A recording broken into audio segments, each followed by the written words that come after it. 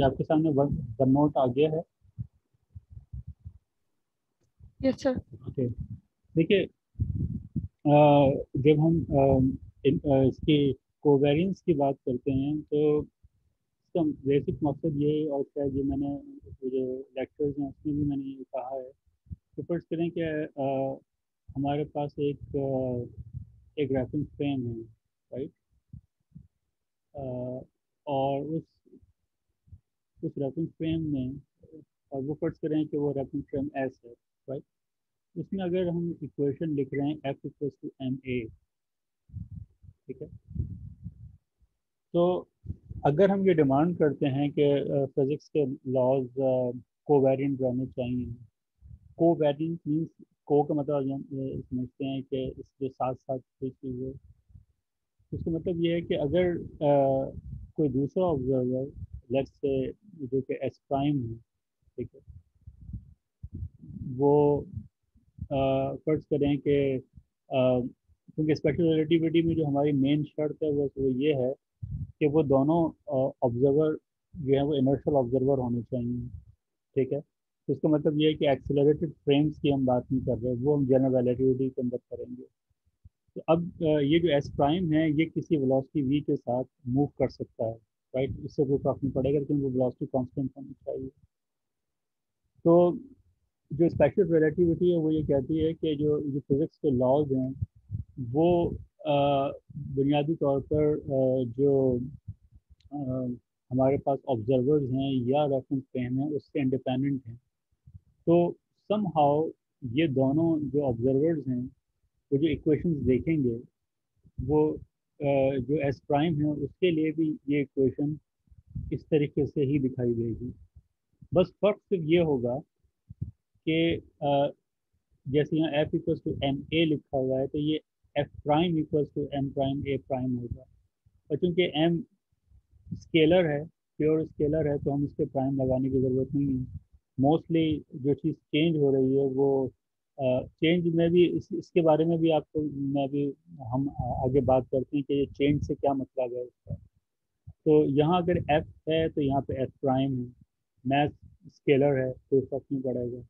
और ए जो है वो चूँकि वेक्टर है तो यहाँ ए है तो ये ए प्राइम है, तो ये कोवेरिएंट है, राइट। अच्छा, इसी तरीके से यानी कि हम ये कहें कि ये क्वेश्चन जो हैं वो फॉर्म इनवेरिएंट हैं, वो ऑब्जर्वर्स के ऊपर जो है वो बिल्कुल डिपेंड नहीं कर रही हैं। ये अगर F equal to M A देख रहा है तो ये F prime equal to M A prime देख रहा है। अच्छा, ये चूंकि इनकी इक्वेशन की फॉर्म एक जैसी है तो इसका मतलब है कि जो फिजिकल लॉज हैं वो भी एक जैसे रहेंगे। ये जो प्राइम का और अनप्राइम का फ़र्क है ये असल में थोड़ा सा समझने वाला है। खास तौर पे जब हम जनरल रिलेटिविटी जो अगले सेमेस्टर में हमें पढ़नी है उसको जब हम अच्छी तरीके से पढ़ेंगे तो हमें बहुत इंटरेस्टिंग चीज़ें सामने आएंगी कि ये जो मेन हमारा जो कॉन्सेप्ट है वेक्टर्स का, यही असल में बहुत क्लियर होना चाहिए, खासतौर पे जब हम जनरल रिलेटिविटी जैसी चीज़ें पढ़ते हैं। क्योंकि हमें ये बात पता होनी चाहिए कि ये सारी चीज़ें जो हैं वेक्टर्स हैं, ये स्केलर्स हैं, राइट। ये अपनी ट्रांसफॉर्मेशन प्रॉपर्टीज़ के ज़रिए से पहचाने जाते हैं कि ट्रांसफॉर्म कैसे हो रहे हैं एक रेफरेंस फ्रेम से दूसरे रेफरेंस फ्रेम में। तो याद रखिए कि वेक्टर भी एक ऐसी चीज़ है कि जो जिस तरह की भी चीज़ है वो हर रेफरेंस फ्रेम में एक सा दिखता है।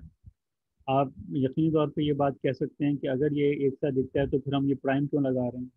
तो ये याद रखिए, ये प्राइम वगैरह लगाने का मकसद हमारा सिंपल ये होता है कि जो इसके कंपोनेंट्स होते हैं वो रेफरेंस फ्रेम डिपेंडेंट होते हैं, but not the not the vector itself. Vector अगर वो है तो वो बिल्कुल जो हमारे पास रेफरेंस फ्रेम है या ऑब्जर्वर्स हैं वो उससे इंडिपेंडेंट चीज़ है। देखिए, इसकी मिसाल ऐसी है, मिसाल के तौर पर अब मेरे लिए, अब हमारे पास क्लास होती है तो बहुत सारी चीज़ें मेरे लिए करना आसान था, लेकिन जस्ट ट्राई टू इमेजिन, अगर आपको ना समझ में आए तो आप मुझसे दोबारा पूछ सकते हैं। मिसाल के तौर पर अगर मैं आपके सामने क्लास में खड़ा हुआ हूँ और मैंने ये पेन, तो ये जो मेरे हाथ में पेन है, अगर मैंने उसको इस डायरेक्शन में मैंने पकड़ा हुआ है। अब ये ऑब्जर्वर कोई भी हो, चाहे वो एस हो या एस प्राइम हो, क्या इन दोनों के रिलेटिव मोशन से क्या इस पेन की डायरेक्शन क्या चेंज हो जाएगी, क्या इसका मैग्नीट्यूड चेंज हो जाएगा? तो जवाब है कि नहीं, क्योंकि ये एक ज्योमेट्रिकल शेप है इसका पेन का, ठीक है, और उसका एक मैग्नीट्यूड है और वो एक खास डायरेक्शन में है, तो और ये एक फिजिकल रियलिटी है, ठीक है। तो वो इस पर डिपेंड नहीं कर रही है कि वो एस प्राइम उसको देख रहा है, यानी कि ऐसा ही है कि आप क्लास में बैठे हुए हो, आप उस पेन को देखें मेरे हाथ में, और एक आदमी जो वहाँ से कहीं से गुजर रहा है और वो खिड़की में झांकता हुआ चलता हुआ जा रहा है या दरवाजे के सामने से गुजरा, उसने वो पेन देखा और वो किसी स्पीड वी के साथ जा रहा था, इट डजेंट मैटर, क्योंकि जो पेन है वो तो पेन है। हाँ, जो चीज़ तब्दील हो सकती है वो उसके कंपोनेंट हैं। और उसकी मिसाल ऐसी है कि देखिए, अगर जैसे यही एक अब जैसे एक पेन जो मैंने आपकी मिसाल दी, इसी को अगर हम कंटिन्यू करें, तो देखिए, ये अगर एक पेन है जो हमें मालूम है कि बिल्कुल स्ट्रेट है, बिल्कुल जैसे कि वो होता है एरो की तरह। अब अगर इसका जो मैं शेडो देखूं किसी फ्लैट स्पेस पे, तो वो क्या होगा? इसका अगर मैं यहाँ पे एक टॉर्च लगा दूं तो जिससे उसका शेडो होगा वो क्या होगा? वो भी बिल्कुल फ्लैट होगा, right. On the other hand, अगर यही एरो हो मेरे पास और अगर ये सरफेस कर्व्ड हो, मिसाल के तौर पे आपने ऊपर से टॉर्च लगाई, लाइट आ रही है, ठीक है, और ये जो सरफेस है वो कर्व्ड है, फर्ज करें एक कोई बड़ी सी बॉल है, तो उस बॉल के ऊपर जब इसका शेडो जाएगा तो कैसा होगा? क्या वो अभी भी फ्लैट होगा? नो, सरफेस क्योंकि कर्व्ड है, तो अब की दफ़ा जो उसका शेडो उस पर बनेगा तो वो भी स्लाइटली कर्व्ड होगा। तो आपने देखा कि इन दोनों एग्जाम्पल में यहाँ क्योंकि सरफेस फ्लैट थी तो उसका शेडो भी फ्लैट आया, यहाँ सरफेस कर्व थी तो यहाँ पे जो जो उसका शेडो आया वो भी कर्व था। बावजूद इस बात के कि जो ओरिजिनल चीज़ थी वो तो बिल्कुल स्ट्रेट थी, उसमें कोई कर्व नहीं था, लेकिन चूंकि हम जिस सरफेस पे उसको देख रहे थे वो सरफेस अगर की ज्योमेट्री चेंज थी तो हमें वो जो उसका शेडो है वो डिफरेंट दिखाई दिया। तो ये जो शेडोज हैं ये बेसिकली क्या चीज़ हैं? ये कंपोनेंट्स हैं, और वो कंपोनेंट डिपेंड कर सकते हैं रेफरेंस फ्रेम पे, but not the original vector या ओरिजिनल जो ज्योमेट्रिकल ऑब्जेक्ट है, वो इस पर डिपेंड नहीं कर रहा कि आप उसे किस उसके अंदर ज्योमेट्री में आप देख रहे हैं, ठीक है। तो ये जो फ़र्क आ रहा है हमें यहाँ पे, ये बुनियादी तौर पे जो फ़र्क है, वो फ़र्क आने की वजह जो है वो सिर्फ और सिर्फ ये है कि कंपोनेंट चेंज हो रहे हैं। हम अभी चूंकि मैं वो जो पूरी जो चीज़ हमें अगले सेमेस्टर में हमने देखनी है, मैं अगर मैं अभी उसको डिस्कस करने बैठ गया तो उसमें एक दो क्लासें पूरी लग जाएंगी। आप चाहें तो वो मैंने क्योंकि जीआर का भी जो लिंक है उसका, वो एलेक्स फलोनी का वो मैंने आपके साथ शेयर किया हुआ है, उसके जीआर के जो शुरू के 4-5 लेक्चर्स हैं वो अगर आप इंडिपेंडेंटली देखना चाहें तो उसमें ये पॉइंट्स आपके सामने बिल्कुल बिल्कुल क्लियर जो है वो हो जाएंगे कि जो ये जो हमारे पास वेक्टर्स होते हैं ये इटसेल्फ ज्योमेट्रिकल ऑब्जेक्ट्स होते हैं, राइट। ये किसी रेफरेंस फ्रेम पे डिपेंड नहीं करते, ठीक है। हाँ, कंपोनेंट चेंज होते हैं, तो ये असल में हम जो यहाँ प्राइम वगैरह दिखा रहे होते हैं, यहाँ बैक इन माइंड हमारा मतलब जो होता है वो बेसिकली कंपोनेंट से होता है, नॉट द वेक्टर इटसेल्फ।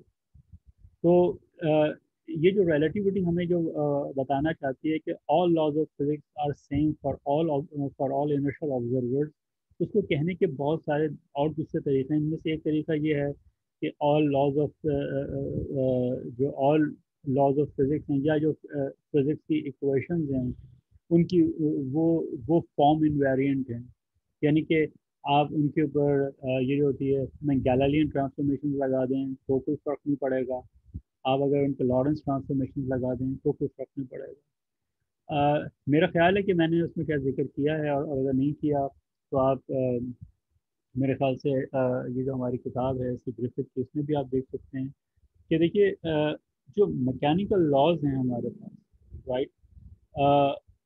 और एक इसमें एक और इम्पॉर्टेंट पॉइंट है वो आप ज़रूर समझें कि ये जो हम कह रहे हैं कि इससे कुछ फर्क नहीं पड़ रहा, इसका मतलब क्या है? मतलब ये तो हमने देख लिया कि इक्वेशन ऐसे, बट फिजिकली तौर पर क्या फर्क पड़ा और क्या फर्क पड़ सकता है या क्या फर्क नहीं पड़ सकता?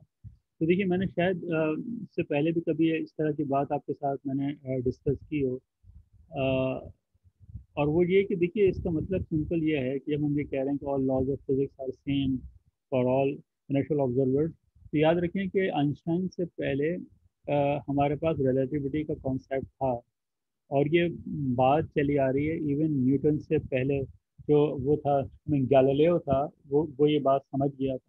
तो इसीलिए जो आइंस्टाइन से पहले की रिलेटिविटी है वो जो है गैलीलियन न्यूटोनियन रिलेटिविटी भी कहलाती है। फर्क सिर्फ ये है कि गैलीलियो ये कहा करता था कि all mechanical laws are same for all inertial observers, या हाँ, क्योंकि उस पर इनर्शियल का वर्ड इतना ज़्यादा क्लियर नहीं था, वो तो न्यूटन ने आके क्लियर किया, लेकिन all mechanical laws are same for all inertial observers. मिसाल के तौर पे अगर मेरे हाथ में एक पेंडुलम हो, ठीक है, और हमने उस पेंडुलम को जो है लटका दिया और उसको हमने ज़रा सा अपनी इक्विलिब्रियम पोजीशन से उसको डिस्टर्ब किया, उसने ऑसिलेशन शुरू की। आप उसकी जो सारी इक्वेशन है, आपको पता है कि ये F equals to M a ही तो है ये, ठीक है। आप, मेरे ख्याल से हम पिछली क्लासिकल मैकेनिक्स पढ़ के तो आपको ये बात क्लियर होगी कि हम इस चीज़ को लिख के, क्या आपको पता है कि के एक्स लिख कर हम ये इसकी सारी जो है वो डिफरेंशियल इक्वेशन जो है वो हम बना लेते हैं, ठीक है। अब अगर फर्ज करें कि यही पेंडुलम हम किसी ऐसे व्हीकल पे ले जाएं, मतलब फर्ज करें कि एक बड़ी सी बस हो, तो बिल्कुल स्मूथ मूव कर रही हो, कोई बम्पी रोड ना हो, और मैं उसकी बस की सीलिंग के साथ ये पेंडुलम मैं अगर लटका दूं, ठीक है, और बस कांस्टेंट वेलोसिटी के साथ मूव कर रही हो, और फिर मैं इस पेंडुलम को मैं अगर डिस्टर्ब करूं, तो again I will get the same equation.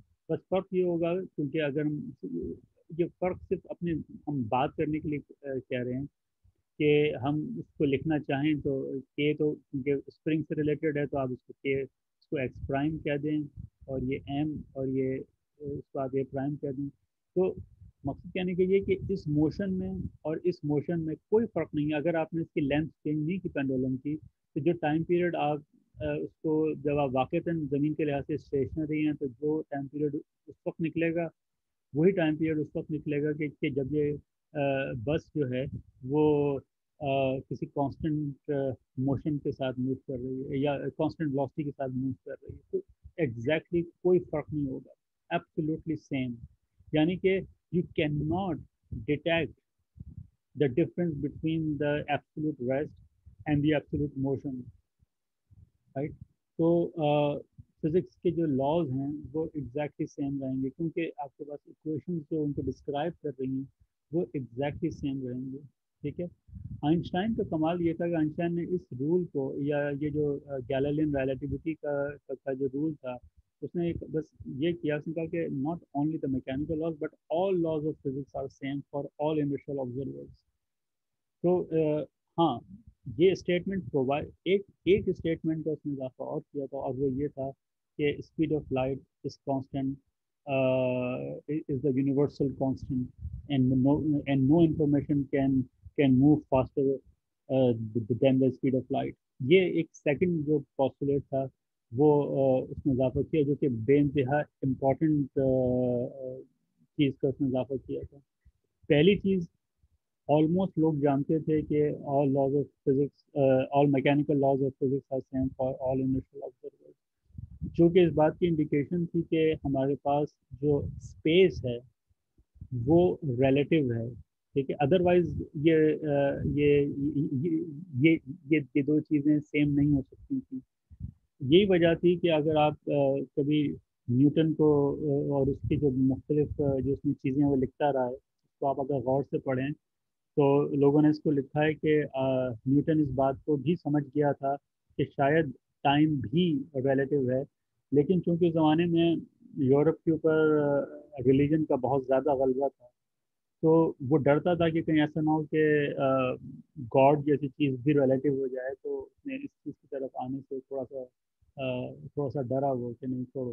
लेकिन आइंस्टाइन के ज़माने तक साइंस बहुत ज़्यादा इस तरह की चीज़ों में तरक्की कर चुकी थी, और ये इतनी वाज़ेह तौर पे सामने मतलब एक्सपेरिमेंट्स हमें बता रहे थे कि अब टाइम भी जो है वो एक रिलेटिव चीज़ है, एब्सोल्यूट नहीं है। तो उसके लिए वो बात कहना ज़्यादा जो है वो मैंने आसान हो गया। वरना ये डीप डाउन जो कॉन्सेप्ट हैं कि फिजिक्स के लॉज से हम रह रहे हैं, उसके पीछे जो कॉन्सेप्ट हैं वो बेसिकली स्पीड ऑफ लाइट के हैं, और दूसरी एक ऑब्जर्वेशन है हमारी के लॉज ऑफ फिजिक्स इस पे डिपेंड नहीं करते कि आप उन्हें किस तरह देख रहे हैं। वक्त कि आप हम अभी बात कर रहे हैं इनर्शियल और मतलब सिर्फ अभी इनर्शियल ऑब्जर्वर्स की बात कर रहे हैं। जनरल रिलेटिविटी में आइंस्टाइन ने अपने इस स्टेटमेंट को फर्दर जनरलाइज किया कि all laws of physics are same for all observers. वो इनर्शियल की टाइप भी हट गई। तो ये ओवर द 300 to 400 ईयर्स इंसान ने ये इनके जहन में ये तरक्की की है। पहले वो सिर्फ मैकेनिकल लॉज के लिए कह रहा था कि आज same for all inertial observers.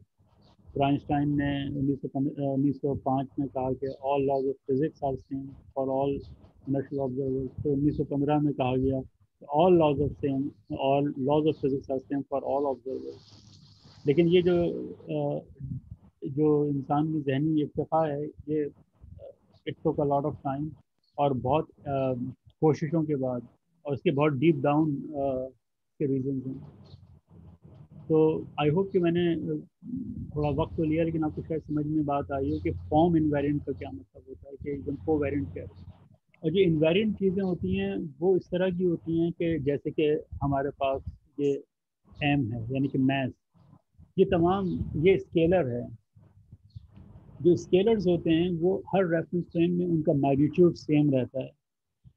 अब हम जो चाहते हैं, ये जो सारा काम है रिलेटिविटी का, जब हमें ये बात समझ में आ जाती है कि एक तो हमें यानी कि जो लॉज ऑफ फिजिक्स हैं या उससे रिलेटेड इक्वेशंस हैं वो फॉर्म इनवेरिएंट हैं या को इनवेरिएंट या कोवेरिएंट हैं। तो दूसरी चीज़ हमारे सामने जो आती, जो हम देखने की कोशिश करते हैं, वो ये, जो हमें पता है कि ये इनवेरिएंट रहेंगे, वो होते हैं वो चीज़ें कि जो हर रेफरेंस फ्रेम में एग्जैक्टली वैसे रहें। तो जो स्केलर्स हैं, राइट, यानी कि ऐसी चीज़ें कि जिनके साथ हम कोई कंपोनेंट अटैच ना करते हैं, वो वो चीज़ें हर रेफरेंस फ्रेम में सेम रहती हैं। मिसाल के तौर पे, जैसे अगर आप लोगों ने थोड़ा सा इसको पढ़ के देखा हो, तो मैंने एक चीज़ लिखी है जिसको हम डी एक्स स्क्वायर कहते हैं। डी एक्स स्क्वायर क्या है? दो पॉइंट्स के दरमियान का डिस्टेंस है।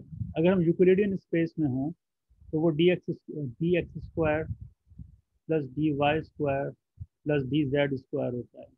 ठीक है, सिंपल, जो आप डिस्टेंस फार्मूला आप पढ़ते आए हैं कि three three dimensional distance formula ये है। तो ये डी स्क्वायर, क्योंकि ये डिस्टेंस है, राइट, और मैग्नीट्यूड है, डी एक्स स्क्वायर है, तो ये हर ये हर रेफरेंस फ्रेम में एग्जैक्टली इसकी सेम वैल्यू है। ठीक है, लेकिन चूंकि जब हम स्पेशल रिलेटिविटी में आते हैं, तो अब महज स्पेस से काम नहीं चलता, हमें टाइम के साथ भी कुछ चीज़ ऐड करनी पड़ती है। ठीक है, तो हमारे पास दो चॉइसेस होती हैं स्पेशल रिलेटिविटी में डिस्टेंसेस को लिखने की। इधर we we can write d T square और plus d x square plus D Y square plus D Z square. ठीक है, एक तो चॉइस ये होती है हमारे पास। अच्छा, यहाँ मैंने सी स्क्वायर तो मैंने वन किया हुआ है, अब चाहें तो मैं सी स्क्वायर यहाँ पे लिख देता हूँ। सी स्क्वायर हम इसलिए लिखते हैं यहाँ पे कि अगर मैं यहाँ सी ना लिखूँ तो जो डी एक्स स्क्वायर है इसके डायमेंशन तो लेंथ स्क्वायर के होंगे, लेकिन डी टाइम तो एक बिल्कुल इंटायरली डिफरेंट चीज़ है, डी एक्स है ना। तो जब मैं इसको सी से मल्टीप्लाई करता हूँ तो ये इसके डायमेंशन लेंथ के बन जाते हैं। तो अब हम ये कह सकते हैं कि जो इसके डायमेंशन है वही इसके इसके भी डायमेंशन है। ठीक है, तो बल्कि मैं इसको ज़रा और बेहतर जगह पे लिखूँ तो मैं इसको इस तरह लिख सकता हूँ, काम गया, कि ये जो डी एक्स स्क्वायर है, मैं इसको D C square D T square और जो स्पेस लाइक कंपोनेंट है मैं उनको डी एक्स आई स्क्वायर कर दूँ। ठीक है, जो आप अभी मैंने लिखा था, एक चॉइस मेरे पास ये है। दूसरी चॉइस मेरे पास ये है कि मैं सी स्क्वायर डी टी स्क्वायर करूँ, और जो स्पेस के जो लाइक कंपोनेंट हैं उन्हें मैं माइनस कर दूँ, यानी कि उसके ये साइन यहाँ पे माइनस आ जाए। सो ये मेरे पास दो तरीके हैं, या जिनको हम सिग्नेचर्स कहते हैं। कि ये या तो आप टाइम के साथ माइनस ले रहे हैं और स्पेस के साथ प्लस ले रहे हैं, और यहाँ आप अगर ये टाइम के साथ प्लस ले रहे हैं तो ये इसके साथ आपको माइनस लगाना पड़ेगा। अगर ये सारे प्लस हों तो हम उसको यूक्लिडियन स्पेस कहते हैं, राइट। जो मैंने इससे पहले आपके सामने लिखा था, अगर फर्ज करें कि डी एक्स स्क्वायर चाहे वो 4 डायमेंशन में भी हो, इट डजेंट मैटर। फर्ज करें कि मैं उसको D one x square plus D2x² plus D3x² and so on, मतलब मैं उसको एन डायमेंशन के अंदर भी लेके जा सकता हूँ, इट डजेंट मैटर। ठीक है।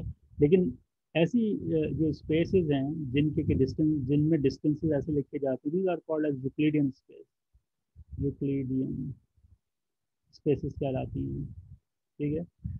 और जहाँ पे के दो पॉइंट्स के दरमियान का डिस्टेंस ऐसे लिखा जाता है वो नॉन यूक्लिडियन स्पेस कहलाते हैं।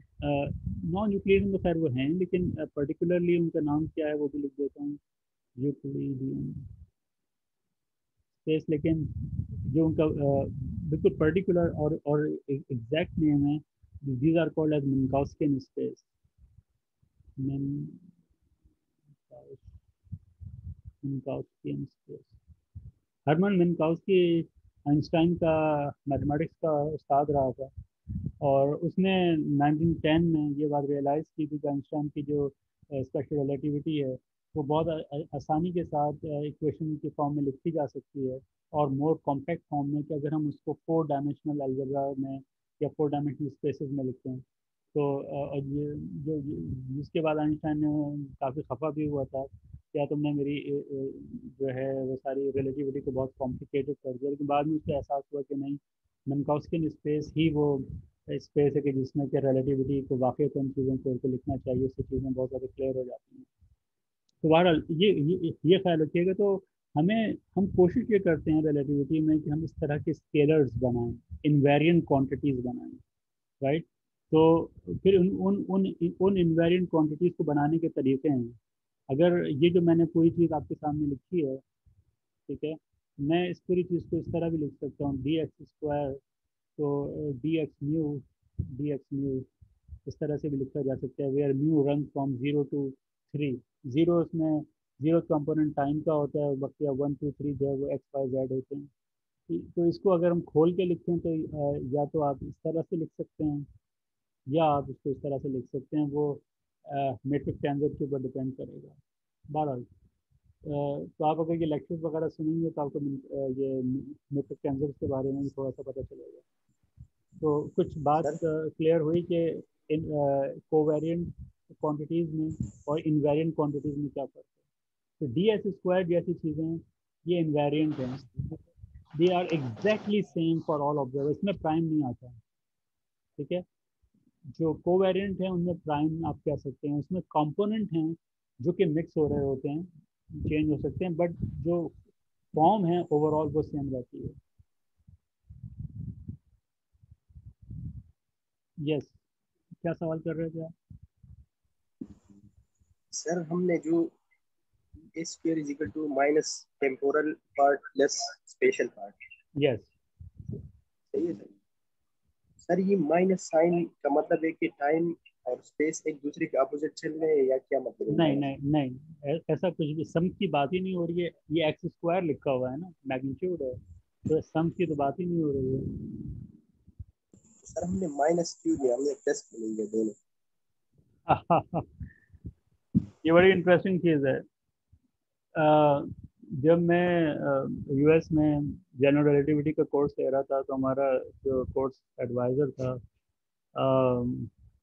उसका नाम था स्टीफन बार। बड़े गजब का आदमी था।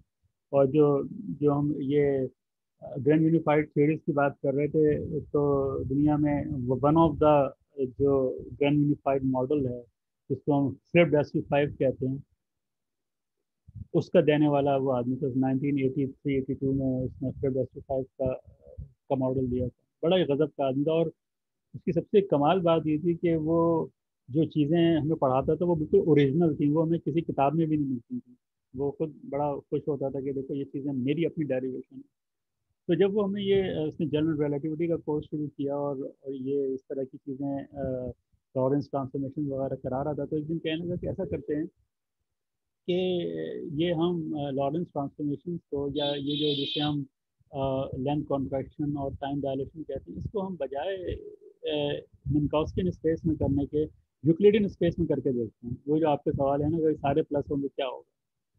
तो खैर वो यूक्लिडियन स्पेस ली गई सारे प्लस लेके, और फिर जब हमने टाइम डायलेशन और लेंथ कॉन्ट्रैक्शन कैलकुलेट किया, आप भी ट्राई करके देख सकते हैं, यू विल बी सरप्राइज क्या होगा कि बजाय लेंथ कॉन्ट्रैक्ट करने के लेंथ डायलेट करती हुई दिखाई देगी, और टाइम डायलेट करने के बजाय हमें जो है कॉन्ट्रैक्ट करता हुआ दिखाई देगा। यानी कि लेंथ कॉन्ट्रैक्ट होती है और टाइम डायलेट होता है, लेकिन यूक्लिडियन स्पेस में उल्टा हो जाता है। तो कहने लगा कि बात यह है कि फाइनमैन से भी किसी ने पूछा था कि भाई यहाँ पे माइनस साइन और यहाँ प्लस क्यों है। उसने कहा था कि we don't know, but we know one thing, that this is the only way to write physical laws in the covariant way. This is the only thing we know. आप try कर सकते हैं, यू आर फ्री। आप उठा के उसको digital space में जहाँ जहाँ जिस तरह से आप उठा के लिखना चाहें आप लिख दीजिए। But at the end of the day, if you really insist on physical laws should be same for all initial observers, this is the only choice. This is the only choice, and we do not know why, but this is the only choice. You can try. आप D S square किसी भी space में उठा के लिख लीजिए, आप बेतहाशा मैथमेटिक्स की स्पेसिस मौजूद हैं।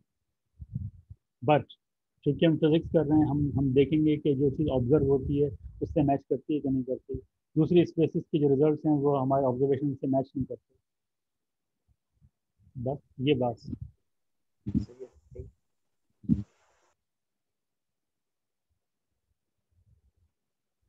आपने बहुत फंडामेंटल क्वेश्चन मुझसे नहीं पूछे। ये पहला वाला क्वेश्चन तो अच्छा था कि कोवेरिएंट और इनवेरिएंट में क्या फर्क है। बाकी तो ये और और कोई सवाल पूछें जो बहुत ज़्यादा डाउंटिंग क्वेश्चन है।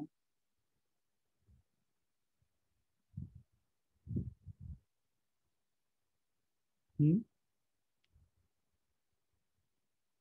और आप लोगों की जो तादाद है ये भी इनवेरिएंट हो गई है। इट डजेंट मैटर कि क्लास सैटरडे को हो या आम दिनों में हो, 6-7 लोगों से ज़्यादा लोग अटेंड नहीं करते। तो बाकी लोगों ने इसमें नाम क्यों लिखवाया हुआ है। उनको मेरा ये पैगाम पहुंचा दीजिए कि इम्तिहान लेने के तरीके तब्दील भी हो सकते हैं, है ना। ऐसा ना हो कि वो ये इम्तिहान फेल कर जाएं।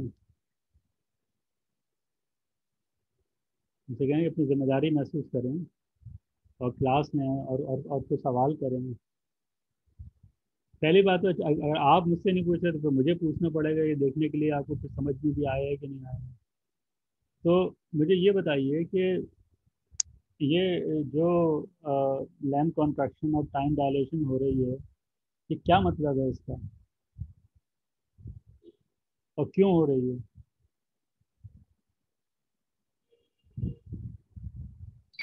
सर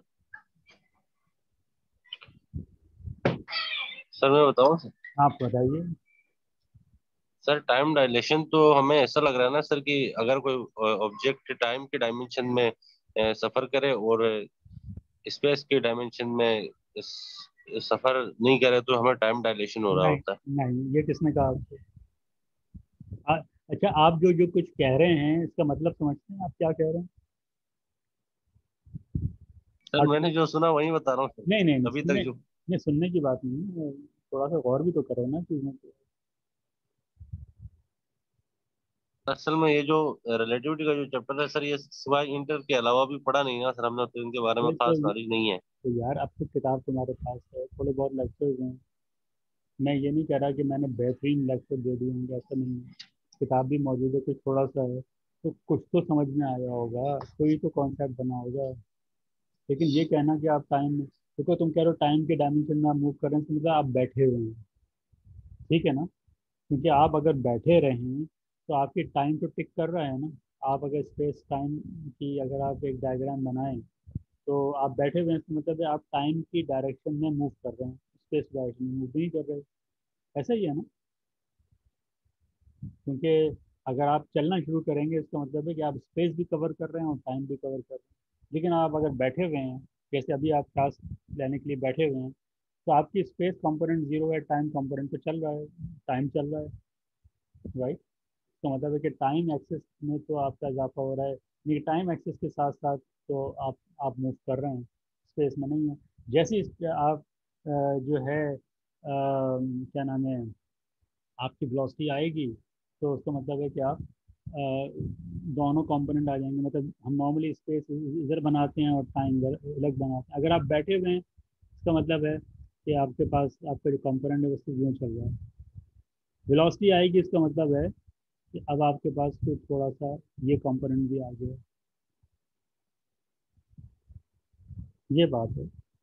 अब इसमें टाइम डायलेशन सिर्फ आपको मतलब आप बैठे हुए हैं तो टाइम डायलेट कर रहे हैं, तो हमारी क्लास जो है फर्स्ट करें 40 मिनट की या 50 मिनट की जो होती है तो डायरेक्ट होके 1.25 घंटे की हो जाएगी। हैं, क्या होगा? अगर ऐसी बात ट्रू होती तो लोग क्लास में आना छोड़ देते। क्या टाइम डायरेक्ट हुआ चला जा रहा है, हुआ चला जा रहा है।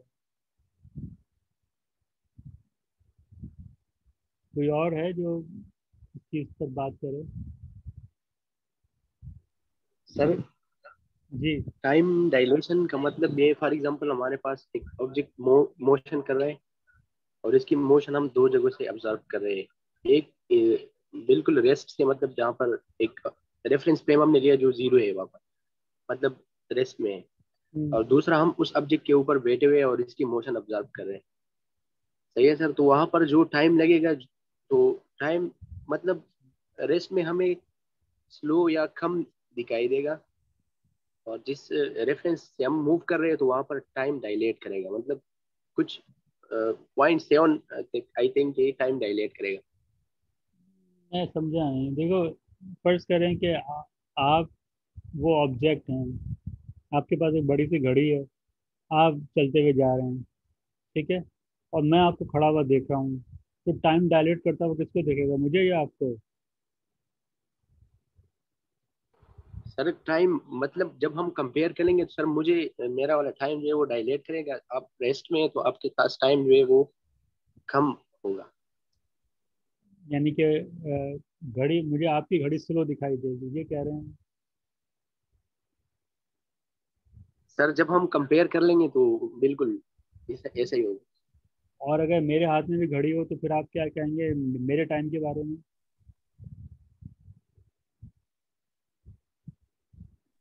सर आपके सर पास जो जो टाइम है वो फिर कम होगा, मतलब डायलेट नहीं करेगा। यानी कि देखिए, इसकी सी मिसाल ऐसी है, मैं एक जगह खड़ा हुआ तो मेरे हाथ में भी एक घड़ी थी, आपके हाथ में भी एक बड़ी सी घड़ी थी जिसको मैं देख सकता था, मेरी घड़ी को आप देख सकते थे। तो आप फर्ज करें मैं with respect to earth stationary था, रुका हुआ था, लेकिन आप मूव करते हुए जा रहे थे। आपने मेरी घड़ी देखी, मतलब एग्जैक्टली जैसे 11 बजे आपने चलना शुरू किया, ठीक है, हम दोनों ने घर सिंक्रोनाइज की घड़ियाँ 11-11 बजे, आपने चलना शुरू कर दिया, ठीक है। अब आपने 5 मिनट के बाद मेरी घड़ी की तरफ देखा, मैंने आपकी घड़ी की तरफ देखा, तो अब क्या होगा? मैं आपकी घड़ी जो देख रहा हूँ तो मुझे क्या टाइम दिखाई देगा और आपको क्या टाइम दिखाई देगा? सर इसका मैं एक सिंपल एग्जाम दे सकता हूँ कि फॉर एग्जांपल मैं एक मूव कर रहा हूँ उस ऑब्जेक्ट के साथ, सही है सर। ठीक है। और लेट सपोज मैंने एक ऑब्जेक्ट एक जमीन से उठाया, तो मुझे लगेगा कि मैंने 1 सेकंड में उठाया। लेकिन सर अगर आप मुझे रेस्ट में ऑब्जर्व कर रहे हो तो आपको लगेगा कि आपने वन पॉइंट अरे सेवन सेकंड में इस यार, ऑब्जेक्ट को उठा दिया। इतनी कॉम्प्लिकेटेड इस एग्जाम्पल क्यों दे रहे हो यार? इसमें तुम तीन तीन चीज़ों को लेकर आ रहे हो बीच में। तो तुम हो, फिर वो एक और ऑब्जेक्ट है, और मैं हूँ, बहुत मामला कॉम्प्लिकेटेड हो जाता है। मैं बिल्कुल सिंपल दो ऑब्जर्वर की बात की ना। तुम्हारे पास एक घड़ी है जिसे मैं देख सकता हूँ, मेरे पास घड़ी है जिसे तुम देख सकते हो। तुमने चलना शुरू कर दिया, मैंने 5 मिनट के बाद तुम्हारी घड़ी देखी, तुमने मेरी घड़ी देखी। अब क्या दिखाई, मुझे क्या दिखाई देगा, तुम्हें क्या दिखाई देगा? ये मैं पूछना चाहता, यानी कि मैं तुम्हारी घड़ी देख रहा हूँ तो मुझे क्या दिखाई देगा? टाइम। और जब तुम मुझे देखोगे तो तुम्हें मेरी टाइम में मेरी घड़ी में क्या टाइम दिखाई देगा? ये मैं पूछ रहा हूँ, बहुत सिंपल क्वेश्चन है। सर सर जो मतलब सफर मेरे करेगा पास सर, टाइम जो है वो अ, मतलब आपके पास, आपकी गाड़ी में जो टाइम है सर वो स्लो होगी सर। मेरी घड़ी में स्लो होगी और मैं कह रहा हूँ कि आपके सर टाइम स्लो हो गया। सर जो जो मोशन करेगा उसका स्लो होगा सर टाइम, जो मोशन कर रहा है उसका स्लो होगा। अच्छा, ये कैसे पता चलेगा कि कौन मोशन कर रहा है? सर मिसाल के तौर पर सर, आप ये कह रहे हैं कि आप खड़े बैठे हुए रेस्ट में जो मोशन कर रहा है सर कोई भी गाड़ी, तो उसकी गाड़ी में टाइम स्लो होगा, आपकी गाड़ी में नहीं होगा। नहीं, अच्छा तो चलो, वो अच्छा चलो, मैं बैठा हुआ नहीं हूँ, खड़ा हुआ हूँ, फर्ज करो। मिसाल के तौर, चलो अब इसको मैं और रिफाइन करता हूँ। मैं वो फाइन लाइन दिखाना चाह रहा था, आप वो नहीं देख पा रहे। चलें तो और इस तरह करते हैं। आप एक गाड़ी में हैं, एक बड़ी बस है, ठीक है। आपके हाथ में घड़ी है, मैं उसको देख सकता हूँ। मेरे पास घड़ी है, मैं उसे देख पा रहा हूँ। फर्ज करें कि हमारे बैकग्राउंड में हम एक ऐसी जगह खड़े हुए हैं यहाँ पीछे बैकग्राउंड नहीं, मतलब कोई दरख्त फूल पौधे नहीं है कि आप एक रेफरेंस पॉइंट मान सकें। अब आपकी गाड़ी ने चलना शुरू किया, ठीक है। वही सिचुएशन है, 5 मिनट के बाद आपने मेरी घड़ी देखी, मैंने आपकी घड़ी देखी। कैसे फ़र्क बताएंगे कि कौन मोशन कर रहा है? Sir, we can say that time of the moving clock is seen from the how stationary how time to do you be moving at a slower rate. How do you define the moving object? ये मेरा point है। देखो, जो तुम point miss कर गए हो, तो ये है, अभी जब मैंने शुरू शुरू में बताया था कि स्पेस रिलेटिव है, समझ रहे हो? स्पेस रिलेटिव है। ये बात ठीक है कि मैंने मान लिया कि मैं रुका हुआ था, लेकिन जब हम इनर्शियल रेफरेंस फ्रेम में आ गए और तुमने मोशन करना शुरू किया, अगर फर्ज करो कि तुम मुझे लेफ्ट से राइट की तरफ जाते हुए दिखाई दे रहे हो, तो मैं तुम्हें राइट से लेफ्ट की तरफ जाता हुआ दिखाई दे रहा हूँ। तो बजाई, ऐसा होता है कि नहीं होता? Yes, sir. तो ये जो टाइम डायलेशन का जो अमल है, ये मुझे तुम्हारी घड़ी स्लो दिखाई देगी क्योंकि तुम मेरे लिहाज से मूव कर रहे हो, और तुम्हें मेरी घड़ी स्लो दिखाई देगी क्योंकि मैं तुम्हारे लिहाज से मूव कर रहा हूँ। क्योंकि हम दोनों कांस्टेंट स्पीड के साथ मूव कर रहे हैं ना, तो हम एक दूसरे के मोशन को एग्जैक्टली